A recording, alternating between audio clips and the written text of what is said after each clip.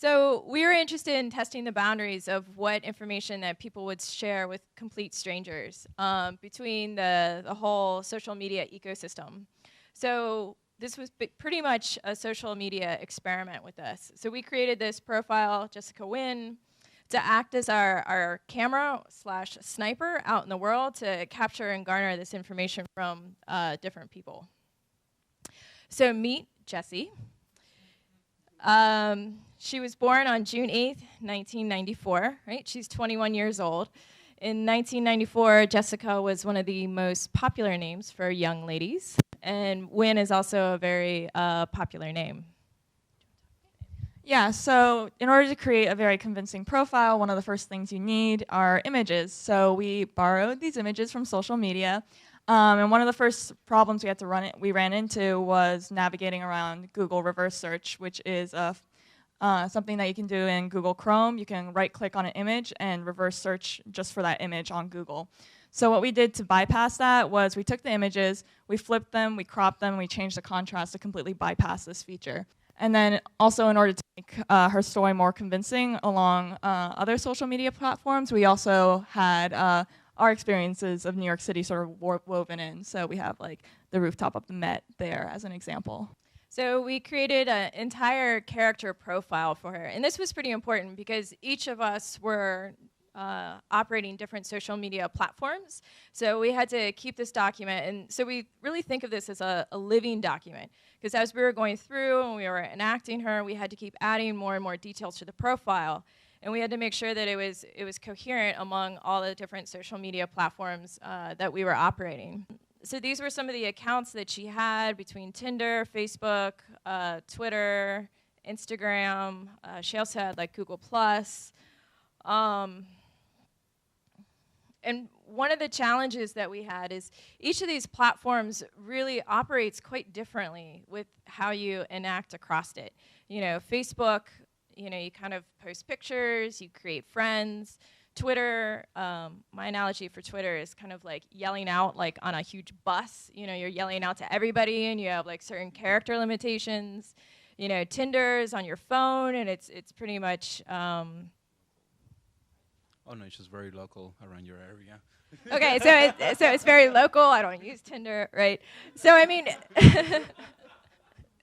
so you know it was interesting as we're thinking about this character and we're making her personality, you know, live across these different things.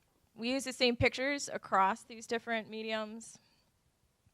And we also embedded different pictures from New York and her life in New York, right? Because she was going to dental school.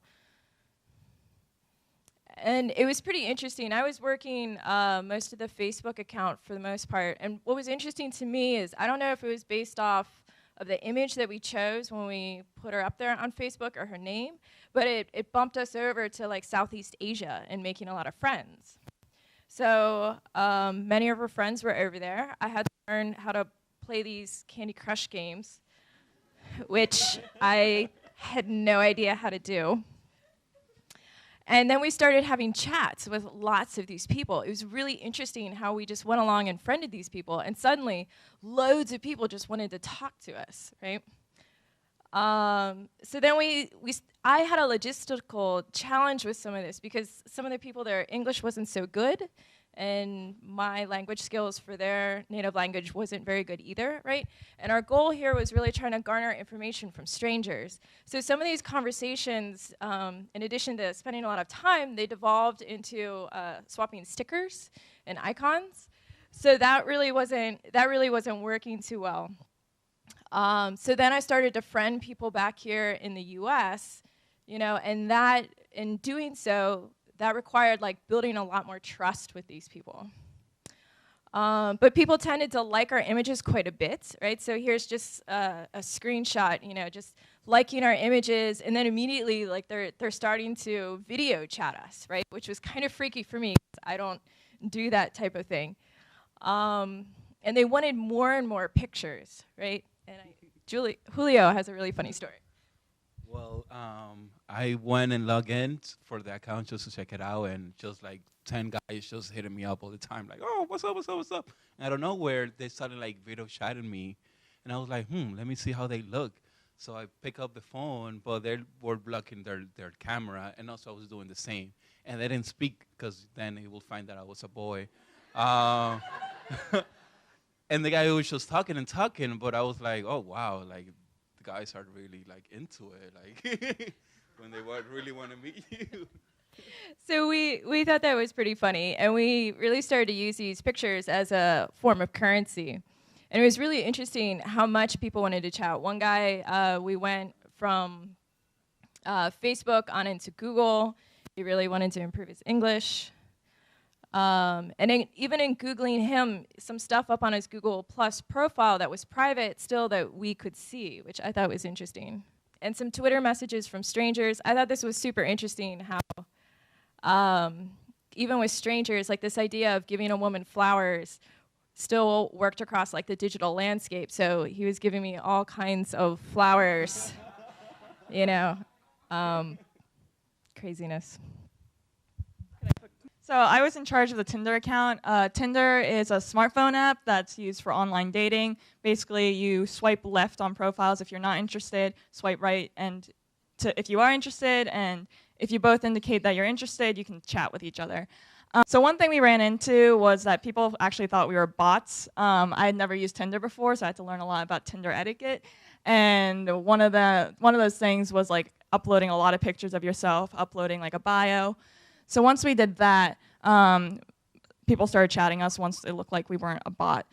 So we started sort of unfurling the narrative that we had been unfurling on Facebook and Instagram as well. Oh, so for Tinder was a lot more of a rapid-fire process to get information out of people. When you match with someone, you're immediately thrusted into a conversation. So we set a time limit of, we're going to talk to this person for 10 minutes. Let's see how much information you can get out of them. So you talk to them. You can like bounce around on different social media profiles. So for example, one person who I didn't even talk to, I got on his Instagram, and I found out his full name, where he lives, what prescription he takes, and where his pharmacy is. So some data. This is just from 20 people, but 70% I was able to find their full names within those 10 minutes. Their Facebook, Instagram, LinkedIn, and Twitter. Next one. Their current or former schools, their pets' names, their parents' names, and then prescriptions and pharmacy. And this might seem like very innocent information, but what really struck me was that this information is the answer to a lot of security questions that you would get when you're logging into your email or your bank account, like, hey, what's your high school mascot? Or hey, what's your pet's name? Well, you can get that immediately off of Tinder. So. Well, I was in charge of the Instagram, and with the Instagram, I was taking my time talking to people like it was a regular person, just getting enough information that you can have if you request a password. They mostly will ask you for like normal question, like what's your hobby, what's your middle name, and stuff like that. Oh, and these are like how many likes, friend requests. I only had 39 people out of 131 or something like that didn't friend me, and maybe like 20 of them are fake, or 25. And then this one it was my first victim. This Italian guy, and the one that are highlighted are like the little like leaks of it. It's like, you know, your age, what school he went to, his email, and then wait, did I went to the wrong one? No. Oh, and so you have this stuff. You got his email, his location, nationality, education. And anyways, what you can do is you can just put like request a password to reset it, and it's gonna ask you a question, and then you just talk to the person. Hey, can you tell me this? And you know, and that's it. Like you got their account. This was my other victim. With this one was more lightweight because he gave me his Tumblr and also his address. He's a photographer from New York. And once I had his website, I just like did a search for his like information on the website. And then I found his address, his email, like pretty much everything. And I also called him, but that didn't went so well.